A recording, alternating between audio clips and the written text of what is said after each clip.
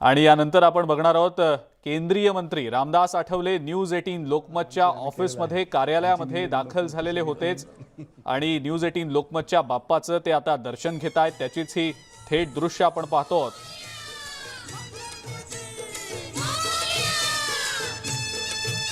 केंद्रीय मंत्री रामदास आठवले यांच्याकडून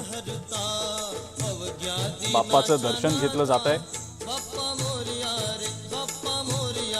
त्याचीच आपण ही थेट दृश्य सध्या पाहतो आहोत।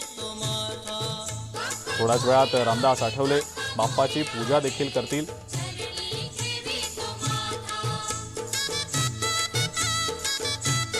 न्यूज 18 लोकमतच्या कार्यालयात बाप्पाच्या दर्शनासाठी अनेक दिग्गज राजकीय नेत्यांनी उपस्थिती दर्शवलेली आहे। आज केंद्रीय मंत्री रामदास आठवले न्यूज 18 लोकमतच्या कार्यालयामध्ये दाखल झालेले आहेत। त्याचीच ही थेट दृश्य आपण सध्या पाहतो आहोत। रामदास आठवले यांचं न्यूज 18 लोकमतचे संपादक आशुतोष पाटील यांनी स्वागत सुद्धा केलेलं आहे।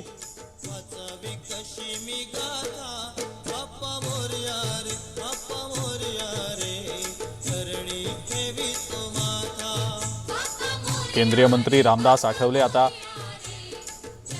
बाप्पाची आरती देखील करणार आहेत। त्याचीच थेट दृश्य आपण न्यूज 18 लोकमतवर पाहतो आहोत।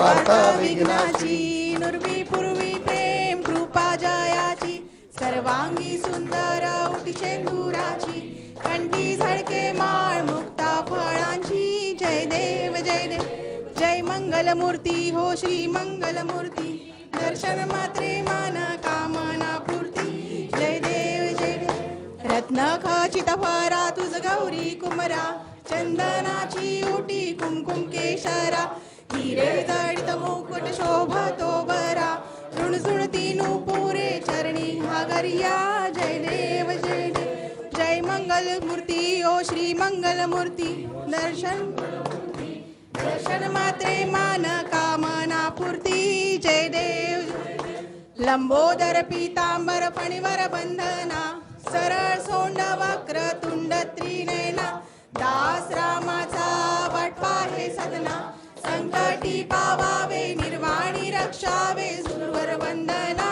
जय देव जय देव जय मंगल मूर्ती हो श्री मंगल मूर्ती दर्शन मात्रे मान कामना पूर्ती जय देव जय देव घालीन लोटांगण वंदीन चरण डोळ्यान पाहिन रूप तुझे प्रेमे आलिंगन आनंद पूजन भावे वाईन म्हणेन मा त्वमेव माता पिता त्वमेव बंधु सखा त्वमेव विद्या द्रविणं त्वमेव सर्वं मम देव देव कायेन वाचा ममसेन्द्रिये वा पूजात्मना वा प्रकृति स्मरा वा करोम्यज्ञं सकल परस्मै नारायणामिति समर्पयामि अच्युतं केशवं नाम नारायणं कृष्ण दामोदरं वसुदेवराम श्रीधरं माधवं गोपिका वल्लभं जानकी नायकं रामचन्द्रं हरे राम राम राम हरे हरे हरे कृष्ण कृष्ण कृष्ण हरे हरे हरे राम राम राम हरे हरे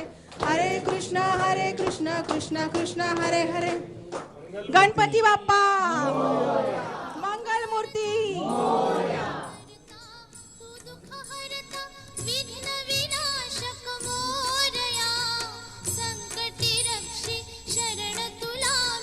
केंद्रीय मंत्री रामदास आठवले यांच्याकडून बाप्पाची पूजा आता संपन्न झालेली आहे आणि मोठ्या भक्तिमय वातावरणात ही आरती रामदास आठवले यांनी केलेली आहे। आपण त्याची थेट दृश्य सध्या पाहतो आहोत न्यूज 18 लोकमतवर। केंद्रीय मंत्री रामदास आठवले न्यूज 18 लोकमतच्या कार्यालयात आलेले आहेत। बाप्पाचं त्यांनी दर्शन घेत बाप्पाची आरती सुद्धा त्यांनी केलेली आहे।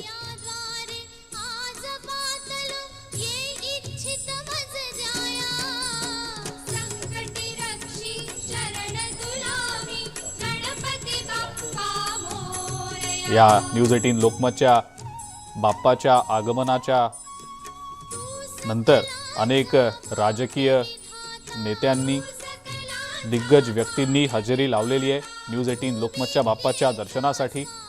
गणेश चतुर्थीच्या दिवशी राज्याचे राज्यपाल भगतसिंह कोश्यारी हे बाप्पाच्या दर्शनासाठी आरतीसाठी दाखल झालेले होते। त्यानंतर मंत्री गिरीश महाजन हे सुद्धा बाप्पाच्या दर्शनासाठी आलेले होते। केंद्रीय मंत्री कपिल पाटील यासोबतच भाजपच्या नेत्या पंकजा मुंडे यांची सुद्धा बाप्पाच्या दर्शनासाठी उपस्थिती होती। आणि आज केंद्रीय मंत्री रामदास आठवले न्यूज 18 लोकमतच्या कार्यालयात आलेले आहेत। बाप्पाचं त्यांनी दर्शन घेतलेलं आहे। बाप्पाची मनोभावे त्यांनी आरती सुद्धा केलेली आहे।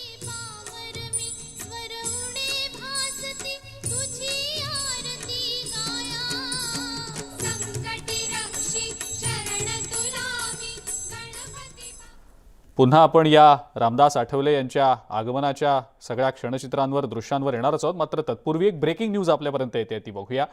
केंद्रीय गृहमंत्री अमित शहा 5 सप्टेंबरला मुंबईच्या दौऱ्यावर येणार आहेत आणि यावेळेला ते मनसे अध्यक्ष राज ठाकरे यांची भेट घेण्याची शक्यता आहे। भाजपसह मनसेच्या नेत्यांकडून सुद्धा या 2 दिग्गज नेत्यांच्या भेटीसाठीचे प्रयत्न सुरू असल्याची माहिती आहे। अमित शहा आणि राज ठाकरे यांची भेट झाल्यास याच भेटीच्या माध्यमातून भाजप आणि मनसेच्या युतीची चर्चा होण्याची ही शक्यता वर्तवण्यात येते।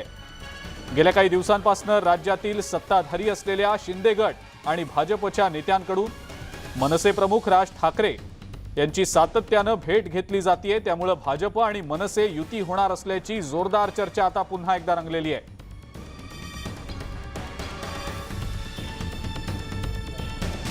या भेटीच्या शक्यतेबाबत काही वेळापूर्वीच आम्ही मनसेचे नेते यशवंत किल्लेदार यांच्याशी संवाद साधलेला होता। त्यांचं नेमकं या संदर्भात काय म्हणणं आहे ऐकूया। माननीय राज ठाकरे साहेबांचे सर्वच पक्षातल्या सर्वच नेत्यांबरोबर खूप चांगले ऋणानुबंध आहेत, चांगले संबंध आहेत त्यांचे। आणि राज ठाकरे साहेबांचं नुकतंच झालेलं ऑपरेशन किंवा त्यांचं नवीन घर, घरी येणारा बाप्पा या निमित्ताने अनेक पक्षाच्या अनेक नेते त्यांना भेटायला येतात। तसं जर अमित शहा साहेब जर मुंबईत आले तर त्या निमित्ताने त्यांची भेट होण्याची शक्यता नाकारता येत नाही। पुढची एक महत्त्वाची बातमी बघूया। इचलकरंजीमधील गणेश विसर्जनाचा वाद चिघळण्याची शक्यता आहे। पंचगंगा नदीमध्ये विसर्जन करण्यास जिल्हाधिकारी राहुल रेखावार यांनी बंदी केली आहे। विसर्जनासाठी शेततळ्याची निर्मिती केली आहे आणि त्यातच गणेश मूर्तींचं विसर्जन करावं अशी भूमिका जिल्हाधिकाऱ्यांनी घेतली आहे। प्लास्टर ऑफ पॅरिसच्या गणेश मूर्ती आणि रंगामुळे पाण्याचं प्रदूषण मोठ्या प्रमाणावर होत असल्याची जिल्हाधिकाऱ्यांची भूमिका आहे। पंचगंगा नदीतच गणेश मूर्तींचं विसर्जन करणार अशी ठाम भूमिका आमदार प्रकाश आवाडे यांनी घेतलेली आहे। त्यामुळे आता या विसर्जनाच्या मुद्द्यावरून संघर्ष पेटण्याची चिन्ह दिसतायत। अधिक माहिती या संदर्भातली आपण जाणून घेणार आहोत। ज्ञानेश्वर साळोखे आपले प्रतिनिधी आपल्या सोबत आहेत सध्या। ज्ञानेश्वर, प्रशासन आणि लोकप्रतिनिधी यांच्यामध्ये या विसर्जनाच्या मुद्द्यावरनं वाद निर्माण होण्याची शक्यता वर्तवली जाते, काय सांगता येईल याबद्दल?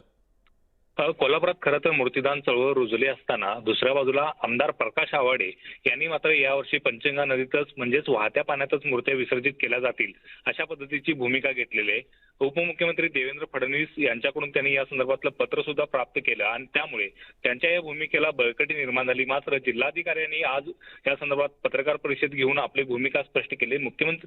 उपमुख्यमंत्री कार्यालयाने या संदर्भात जरी पत्र दिलं असलं तरी उच्च न्यायालय किंवा न्यायालयाच्याकडून अशा पद्धतीचे कोणत्याही पद्धतीचे निर्देश नाहीत आणि पंचगंगा प्रदूषण होत असल्यामुळे मूर्ती कोणत्याही पद्धतीचं विसर्जन या नदीमध्ये करू देणार नाही अशा पद्धतीची भूमिका आहे ती परखडपणे जिल्हाधिकाऱ्यांनी घेतलेली आहे। त्यामुळे लोकप्रतिनिधी आणि जिल्हाधिकारी विशेषतः आवाडे आणि जिल्हाधिकारी यांच्यातला वाद आणि संघर्ष पेटण्याची शक्यता आहे। कारण हिंदुत्ववादी संघटना सुद्धा आहेत ते प्रकाश आवाडेंच्या भूमिकेचं स्वागत करताना पाहायला मिळतात। वाहत्या पाण्यातच आहे ती मूर्त्या विसर्जित करून द्याव्या अशा पद्धतीची भूमिका घेताना पाहायला मिळतात। म्हणजे याच मुद्द्यावरनं आता येत्या काळात वाद पेटण्याची शक्यता दिसतेय। ज्ञानेश्वर, धन्यवाद, आपण ही जी सविस्तर माहिती दिली त्याबद्दल। यानंतर आपण पुन्हा एकदा थेट जाणार आहोत न्यूज 18 लोकमतच्या कार्यालयामध्ये। केंद्रीय मंत्री रामदास आठवले हे न्यूज 18 लोकमतच्या कार्यालयात दाखल झालेले आहेत। काही वेळापूर्वीच त्यांनी गणपती बाप्पाची मनोभावे या गणेशोत्सव विशेष कार्यक्रमामध्ये मी विशाल पाटील आपल्या सगळ्यांचं स्वागत करतो. खरं तर संपूर्ण 10 दिवस गणपती बाप्पा आमच्या कार्यालयात देखील विराजमान झालेले आहेत आणि त्याच निमित्ताने बाप्पा आणि गप्पाच्या या विशेष कार्यक्रमाच्या माध्यमातून अनेकांना आपल्याला भेटता येण्याची संधी देखील उपलब्ध होणार आहे. आज आपल्या लाडक्या गणपती बाप्पाचं दर्शन करण्यासाठी ज्यांच्या हस्ते आपली आरती देखील पार पडलेली आहे ते म्हणजे केंद्रीय सामाजिक राज्य न्याय मंत्री यावेळेला रामदासजी आठवले आपल्यासोबत आहेत. रिपब्लिकन पार्टी ऑफ इंडियाचे अध्यक्ष देखील आहेत. आणि यापुढे मी थेटपणे आमचे संपादक आशुतोष पाटील यांना विनंती करेल की रामदासजी आठवले यांच्याबरोबर आजचा बाप्पा आणि गप्पा हा कार्यक्रम सुरू करावा. सर नमस्कार. न्यूज 18 लोकमतच्या बाप्पाचं दर्शन आपण घेतलेलं आहे. बाप्पाच्या या उत्सवाचा सगळा उत्साह महाराष्ट्रात दिसतोय. तुम्हीही देखील आमच्या उत्साहात सहभागी झालात. महाराष्ट्रामध्ये नवीन सरकार आलेलं आहे. तुमच्या विचारांचं सरकार आलेलं आहे. या निमित्ताने तुम्ही राज्याला काय सांगाल? नाही म्हणजे आशुतोषजी नवीन सरकार आलेलं आहे त्यामुळं नवीन महाराष्ट्र जो आहे हा नवीन महाराष्ट्र उभा करण्याचा आमचा प्रयत्न राहणार आहे. महाराष्ट्रामधल्या ज्या समस्या आहेत त्या समस्या दूर करणं, गेल्या 2.5 वर्षामध्ये महाविकास आघाडीने केलेल्या चुका दुरुस्त करणं आणि या महाराष्ट्रातला जो जनसामान्य आहे, शेतकरी आहे, शेतमजूर आहे, दलित आहे, आदिवासी आहे, या सर्वांना न्याय देण्यासाठी काम करायचं अशा पद्धतीनं माननीय एकनाथ शिंदे आणि देवेंद्र फडणवीस या सरकारने ठरवलेलं आहे. आणि माझा पक्ष जो रिपब्लिकन पक्ष आहे हा त्यांच्यासोबत आहे. त्यामुळे तर नवीन काहीतरी करणं यासाठी हे सरकार नवीन सरकार आलेलं आहे आणि हे सरकार जनतेच्या कल्याणासाठी चांगलं काम करणार आहे. नक्कीच. तुमच्याकडे एक महत्त्वाचं खातं आहे, सामाजिक न्याय हे अतिशय महत्त्वाचं खातं आहे. तर तुम्ही तुमच्या या माध्यमातून जनतेसाठी काही नवीन योजना या निमित्ताने सांगू शकाल? नाही, नवीन योजना तर आहेतच. आमचं मंत्रालय जे आहे त्या मंत्रालयाच्या स्कॉलरशिपची स्कीम आमची आहे. विद्यार्थ्यांना स्कॉलरशिप देऊन दलित समाजाच्या विद्यार्थ्यांना आपण शिक्षणामध्ये पुढे आणायचं. मी सुद्धा आपल्या हॉस्टेलमधून मी आलेलो आहे आणि स्कॉलरशिप घेऊन मी ते शिकलेलो आहे. त्यामुळं विद्यार्थ्यांना स्कॉलरशिप देण्याची एक मोठी स्कीम आमची आहे. ओव्हरसीज स्कॉलरशिपची एक स्कीम आहे. यावर्षी आम्ही जवळजवळ 125 विद्यार्थ्यांना आम्ही अमेरिका, लंडन, फ्रान्स, जर्मनी किंवा इतर अनेक देशामध्ये, युक्रेन आहे, रशिया आहे, पण सध्या युक्रेनला नाही आहे, पण अशा अनेक देशामध्ये आपण विद्यार्थ्यांना पाठवलेलं आहे. त्यानंतर आता आमची स्कीम आहे ती ओल्ड एज होमची स्कीम आहे. जे निराधार असलेले किंवा जे ओल्ड झालेले लोक आहेत त्यांच्यासाठी ओल्ड एज होम आमच्याकडे आहे. रेसिडेन्शियल स्कूल आहे, नशामुक्ती केंद्र आहे, स्किल ट्रेनिंग आहे. व्हेंचर कॅपिटल फंड नावाची एक स्कीम आहे. 15 कोटीपर्यंत 75% लोन आम्ही देतो. बरं. तर अशा पद्धतीने अनेक स्कीम आमच्या मंत्रालयाच्या आहे. आणि माझं मंत्रालय जे आहे ते schedule caste, DNT, OBC, old एजचे लोक, त्यानंतर अनाथ लोक, दिव्यांगजन लोक आणि नशा करणारे जे लोक आहेत. तर अशा पद्धतीनं सगळ्या लोकांचं जे माझं मंत्रालय आहे की माझ्या मंत्रालयाची पॉप्युलेशन बघितली तर 85%पेक्षा जास्त पॉप्युलेशन आहे. त्यामुळे अशा पद्धतीनं माझं मंत्रालय काम करते. महाराष्ट्रातले एक लोकप्रिय नेते तुम्ही आहात अशी तुमची ओळख आहे. आमचे न्यूज 18 लोकमतचे सहकारी देखील तुम्हाला काही प्रश्न विचारू इच्छितात. गणपती बाप्पा जिकडे तिकडे विराजमान झालेत आणि तुम्ही देखील आज आमच्या ऑफिसच्या गणपती बाप्पाचं दर्शन घेण्यासाठी आलेत आणि मलाच नाही तर सगळ्यांना एक छान कविता बाप्पावरती ऐकायला आवडणार आहे. नाही म्हणजे आता तर आपण कवितावर केलेलीच आहे की या ठिकाणी बसवलेले आहेत गणपती बाप्पा, या ठिकाणी आयबीन लोकमतने बसवलेले आहेत गणपती बाप्पा, म्हणून मी इथं मारायला आलेलो आहे गप्पा. आणि आता आमच्या समोर बसलेले आहेत आशुतोष पाटील आप्पा. आमच्या समोर बसलेले आहेत आशुतोष पाटील आप्पा. मग मी का मारणार नाही तुमच्यासोबत गप्पा. आणि ज्यांच्यामध्ये अजिबात नाही दोष, ज्यांच्यामध्ये कसलाही नाही दोष, ते आहेत आशुतोष धन्यवाद धन्यवाद. नाही आपण बरोबर गप्पा करूच, पण ह्यांच्यावर पण करूया. आत्ताच तुम्ही तुमच्या मंत्रालयाच्या बजेटबद्दल बोललात, मग कोणाकोणाच्या विकासासाठी मंत्रालय प्रयत्न करतं ते तुम्ही म्हणालात. जर आपण गेल्या काही वर्षात म्हणजे फार नाही फक्त 10-15 वर्षातला जर विचार केला तर आत्तापर्यंत सामाजिक न्याय मंत्रालयानं अक्षरशः हजारो कोटी रुपये या शोषित समाजाच्या उत्थानासाठी खर्च केलेले आहेत. मात्र दुर्दैवानं अद्यापही त्या समाजाला तितका त्याचा फायदा होताना दिसत नाहीये. आजही समाज तसाच आहे, त्याच परिस्थितीशी झगडताना दिसतोय. काय नेमकं याचं कारण आहे? नाही, आता कारण म्हणजे आता एकतर बाबासाहेब आंबेडकरांनी रिझर्वेशन दिल्यामुळं शिक्षणामध्ये प्रगती झालेली आहे, अनेक लोकांना नोकऱ्या मिळालेल्या आहेत, समाजाची प्रगती बऱ्यापैकी आहे. पण तू विचारलं त्याप्रमाणे अजूनही खालच्या स्तरातल्या लोकांना अजूनही न्याय मिळत नाही, गोष्ट खरी आहे. पण टप्प्याटप्प्याने त्यांना न्याय देण्याचा प्रयत्न सुरू आहे. सामाजिक न्यायाबरोबर त्यांना आर्थिक न्याय देण्याचा प्रयत्न सुरू आहे. आज दलित समाजामध्ये पाहिलं तर आपल्याला इंटरकास्ट मॅरेज जे आहे, देशामध्ये जवळजवळ 1.5 लाखापेक्षा जास्त इंटरकास्ट मॅरेज होतात प्रत्येक वर्षाला, आणि समाजात जवळ येतो आहे. पण समाज जवळ येत असला तरी अजूनही दलितांवरती खेड्यापाड्यामध्ये अत्याचार होतात, ही गोष्ट खरी आहे. खेड्यापाड्यातल्या लोकांना अजूनही पूर्ण रोजगार मिळत नाही, गोष्ट खरी आहे. आणि त्यांच्या प्रगतीसाठी सातत्यानं आमचे प्रयत्न सुरू आहेत. आता माझ्या मंत्रालयाचं या वर्षीचं बजेट 1,42,239 कोटीचं बजेट आहे. तर ते सगळे पैसे त्यांच्यापर्यंत पोहोचवण्याचा प्रयत्न आमचा सुरू आहे. आणि हळूहळू लोक वरती येत आहेत. म्हणजे अजूनही सगळ्या समाजाला न्याय मिळाला नाही, गोष्ट खरी आहे. पण सर्वांना न्याय देण्याच्या संबंधामध्ये आमचं प्लॅनिंग आहे. कच्च्या घरात राहणाऱ्या लोकांना पक्कं घर देण्याचं स्वप्न नरेंद्र मोदींचं आहे. चुलीवर स्वयंपाक करणाऱ्या प्रत्येक कुटुंबाला गॅस सिलेंडर देण्याची आमची स्कीम आहे. ती अनेक लोकांना जवळजवळ 9 कोटी लोकांना आम्ही गॅस सिलेंडर दिलेले आहेत. जनधन योजनेच्या जे 46 कोटी अकाउंट जे आहेत ते सगळ्या देशामध्ये उघडण्यात आलेले आहेत. आपली मुद्रा योजना जी आहे 50,000पासून 10 लाखापर्यंत कर्ज विना देण्याची स्कीम आहे. त्याच्यामध्ये जवळजवळ 32-35 कोटीपेक्षा लोकांना लोन मिळालेलं आहे. तर त्यामुळे अशा पद्धतीनं प्रयत्न सुरू आहे. बरोबर सर, या सगळ्या योजना आहेत. तुम्ही आता बोलताना इंटरकास्ट मॅरेजचा उल्लेख केला. तुमच्या भाषणामध्ये नेहमी तुम्ही इंटरकास्ट मॅरेजला तुम्ही प्रमोट करताना दिसतात. त्यासाठी शासनाच्या वेगवेगळ्या स्कीमसुद्धा आहेत. मात्र एकीकडे शासन इंटरकास्ट मॅरेज प्रमोट करतंय आणि दुसरीकडे राज्यामध्ये अद्यापही सैराटसारख्या घटना घडत आहेत. यातला कशा पद्धतीनं थांबवण्याची गरज तुम्हाला वाटते? आता सैराटची जी फिल्म आपण पाहिलेली आहे आपल्या नागनाथ मंजुळीची आहे. आणि त्या ठिकाणी इंटरकास्ट मॅरेजचा जो त्या ठिकाणी तो दोन समाजातले तरुण एकत्रित येतात. शेवटी त्या दोघांचा एक खून करण्यात येतो. तर अशा पद्धतीच्या घटना ज्या आहेत त्या होत आहेत. परंतु 99% ठिकाणी सगळे आई वडील मुलांनी घेतलेला निर्णय मान्य करतात. आणि आता मी इंटरकास्ट मॅरेज केलेलं आहे.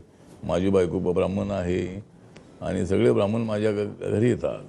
सगळे येतात असं नाही आहे, परंतु जे आमचे नातेवाईक आहेत ते सगळे आमच्या घरी येतात. त्यामुळं आम्हाला काय असं वाटत नाही. ते त्यांनाही मी दलित असं वाटत नाही.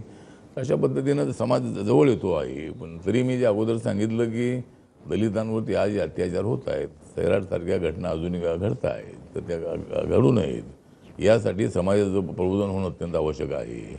आणि आयबीन लोकमतने हा कार्यक्रम हातामध्ये घ्यावा, म्हणजे समाज जवळ आणण्याच्या संबंधामध्ये आपण प्रयत्न करावा.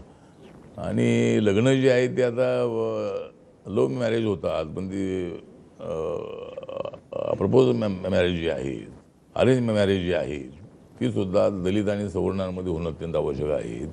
त्यासाठी कुणीतरी पुढाकार घेतला पाहिजे आणि तो पुढाकार आयबीन लोकमतने घ्यावा असं माझं मत आहे. सर, महाराष्ट्राच्या राजकारणात एक नुकतंच एक अरेंज मॅरेज जे होतं ते फिसकटलं आणि एक वेगळं लव्ह मॅरेजचं समीकरण आपण पाहिलं.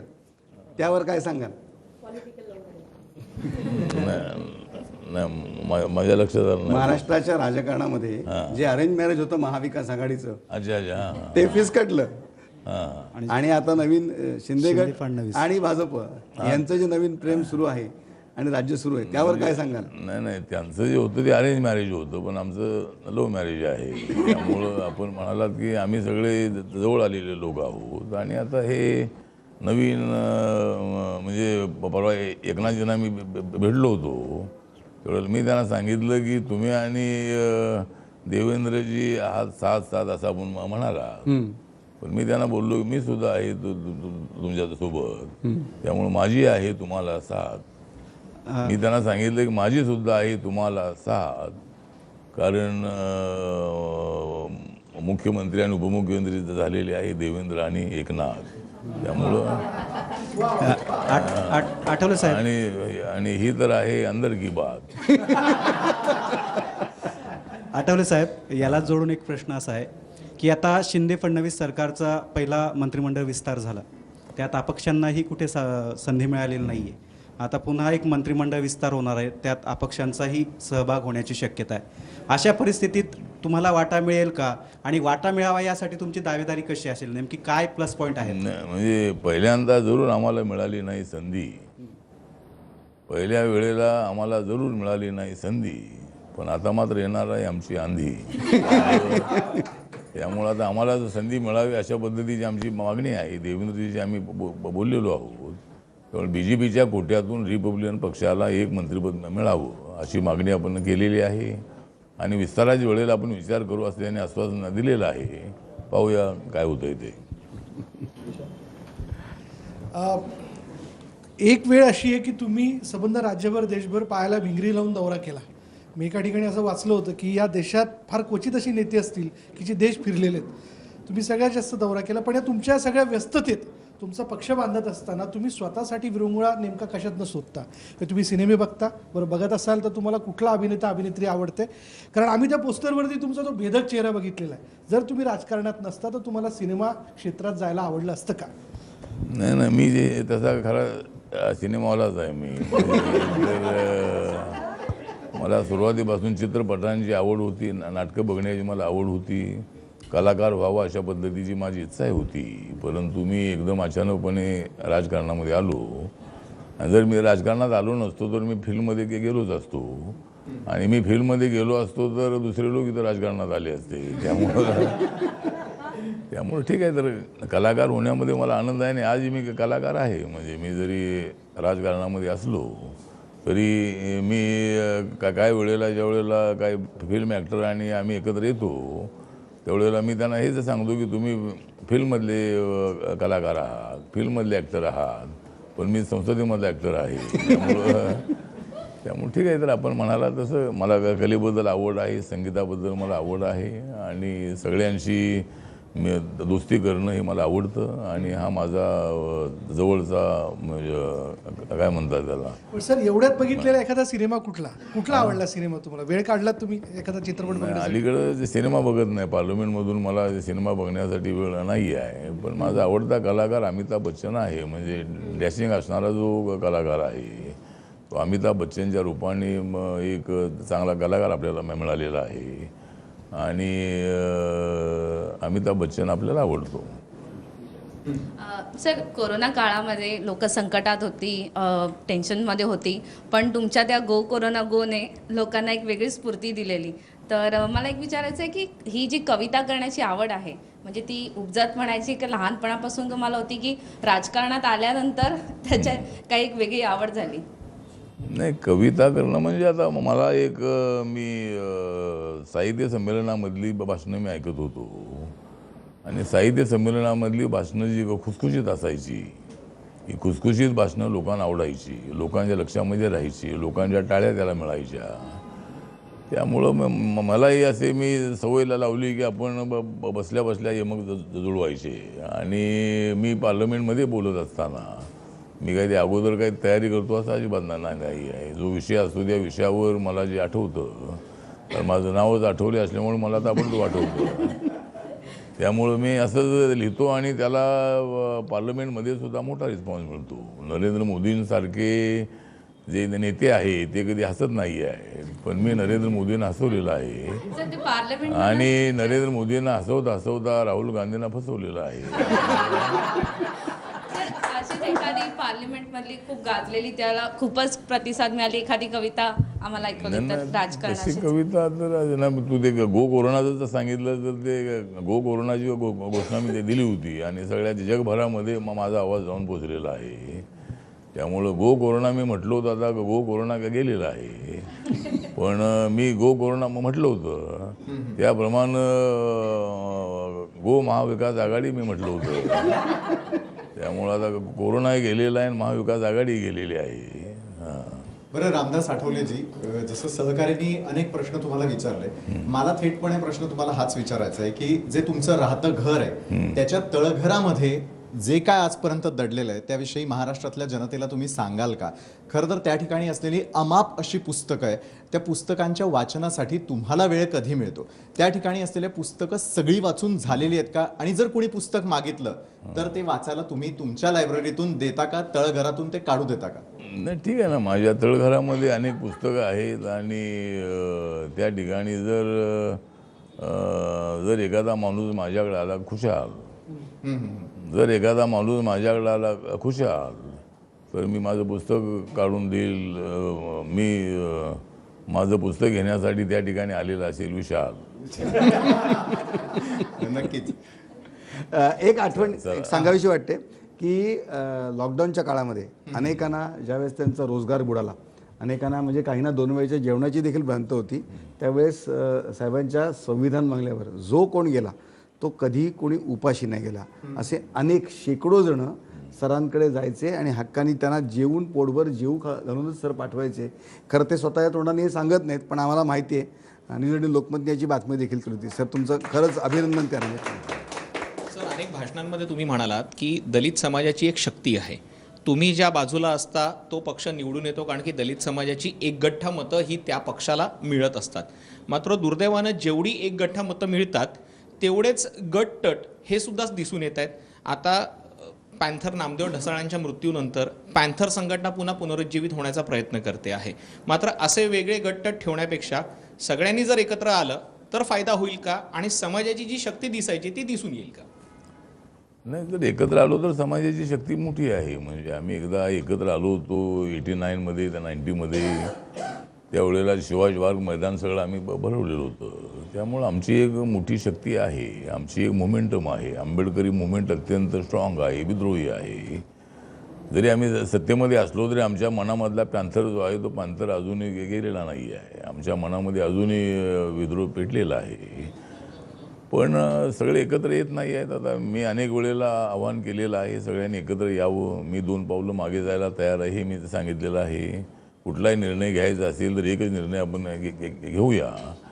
अशा शेकडो संघटना उभा करून काही उपयोग नाही आहे. जर समाज एकत्र आला तर त्यामध्ये माझी तयारी आहे, त्यासाठी मी प्रयत्न करायला इथं तयार आहे. पण सगळ्यांनी एकच पक्ष आपला असला पाहिजे. आमचा झेंडा एक आहे, बाबासाहेब आंबेडकर आमचा नेता सगळ्यांचा एकच आहे, पण गट मात्र अनेक आहे. त्यामुळे ते कुठंतरी संपुष्टात आले पाहिजेत आणि असं झालं तर आपल्या समाजाची मोठी ताकद वाढेल. पण तरी मी तुला तर सांगतो की माझा गट ज्यांच्या बाजूला जातो त्यांना सत्ता मिळते.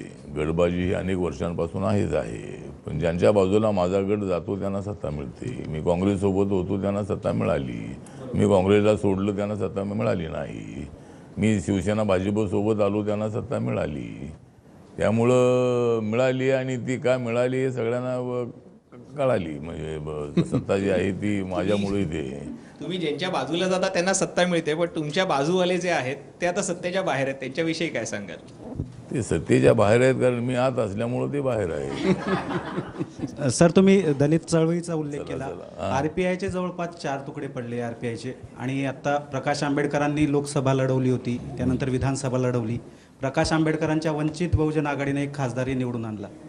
आता तुमचं त्या तुलनेने तेवढं पाहिलं तर निवडून येण्यात बळ दिसत नाही. त्याच्यामुळे प्रकाश आंबेडकरांनी सोबत यावं, त्यांनी तुमच्या सोबत येऊन रिपब्लिकन चळवळ जी ती पुढे न्यावी असं वाटतं का? तुम्ही त्यांना काही बोलता का पर्सनली? नाही बोलता, म्हणजे माझं त्यांना नम्र निवेदन आहे की प्रकाश आंबेडकरांनी वंचित आघाडी बरखास्त करावी आणि त्यांनी रिपब्लिकन पार्टी ऑफ इंडिया हा जो पक्ष आहे या पक्षामध्ये त्यांनी यावं आणि पक्षाचं नेतृत्व त्यांनी स्वीकारावं, पक्षाचं अध्यक्षपद त्यांनी स्वीकारावं मी दुसरं कुठलंही पद घेऊन त्यांच्या नेतृत्वाखाली काम करण्याची माझी तयारी आहे. जर माननीय प्रकाश आंबेडकर आणि मी एकत्र आलो तर समाजामध्ये फार मोठी उलाढाल होणार आहे, फार मोठी खळबळ होणार आहे. महाराष्ट्राच्या देशाच्या राजकारणामध्ये सुद्धा फार मोठी खळबळ होणार आहे.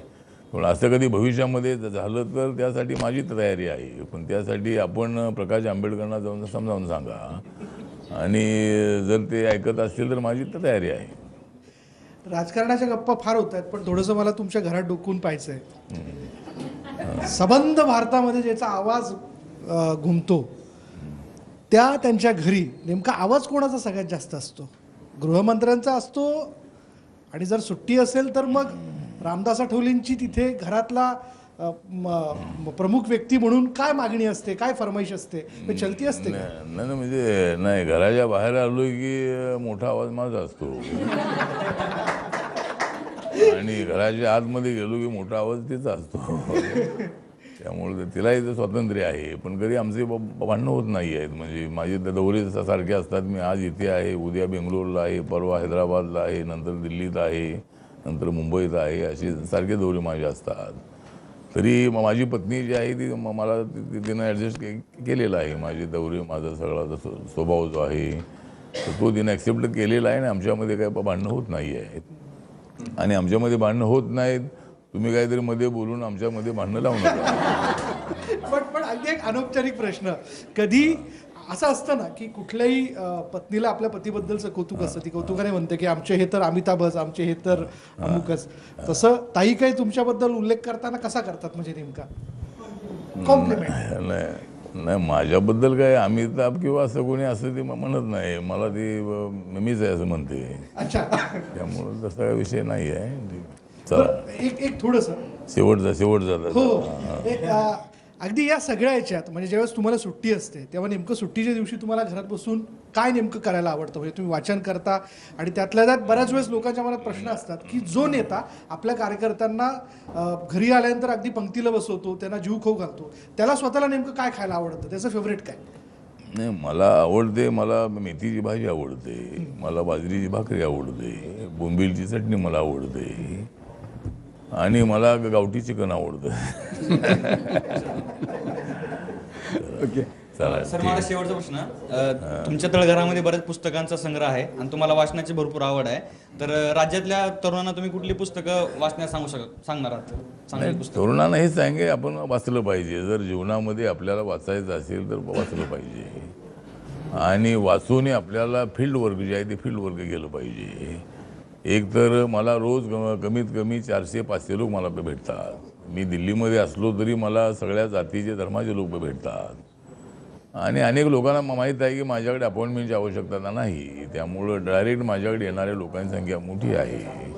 त्यामुळं लोकांचं म्हणणं ऐकून घेणं याची मला आवड आहे, त्यांना मदत करण्याची मला आवड आहे, त्यांच्यासाठी मला फोन करण्याची मला आवड आहे, त्यांचं काम आपल्याकडून व्हावं ही माझी अपेक्षा असते.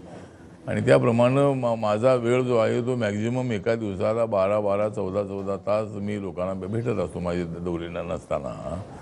त्यामुळं कार्यकर्त्यांना माझं हे लोकांना आव्हान आहे की आपण वाचलं पाहिजे, कादंबऱ्या वाचल्या पाहिजे. नक्कीच.